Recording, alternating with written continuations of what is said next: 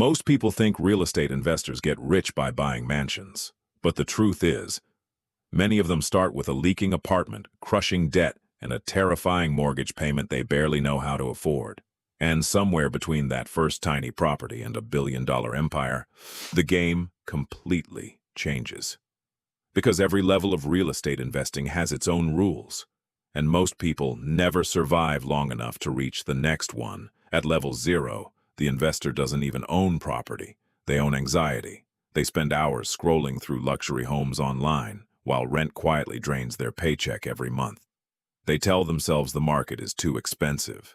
They wait for the perfect moment, but the perfect moment never comes. Then one day they buy something small, usually not glamorous, maybe a tiny apartment, maybe a duplex in a rough neighborhood, maybe a property nobody else wanted. And suddenly, they enter level 1. This is where reality hits hard, because owning real estate sounds passive, until the water heater explodes at 2 a.m. Now the investor learns the first brutal lesson of the business. Cash flow matters more than appearances. At first, the money is small, a few $100s per month, sometimes nothing at all after repairs. Friends think they're getting rich. In reality, they're learning survival. Then comes level 2. The investor buys a second property, then a third. Now something strange starts happening. The tenants from one property help pay for the next one. The system begins feeding itself. And this is where most ordinary people get confused. Because wealthy investors are not usually buying houses with piles of cash. They're buying assets that produce income, then using that income to buy more assets, like a machine building itself. But growth creates new problems. At level 3, the investor stops acting like a landlord and starts acting like a business owner. Repairs pile up. Tenants stop paying. Markets crash. Interest rates rise. Some investors panic here. Others evolve. They hire property managers, build teams, learn taxes, learn financing, learn how to control larger buildings using banks instead of personal savings. And this is where real wealth quietly begins. Because the biggest secret in real estate isn't property, it's leverage. A normal person buys one house with money they earn.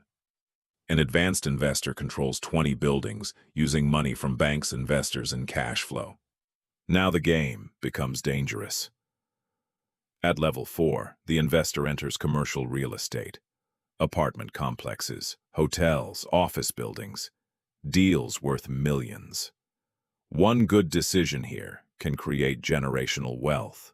One bad decision can destroy everything. And eventually the smartest investors stop chasing buildings entirely. They chase systems. At the empire level, the investor no longer thinks like a buyer. They think like a corporation. Their properties generate so much cash that banks compete to lend them money. Entire teams manage acquisitions, renovations, legal work, and negotiations.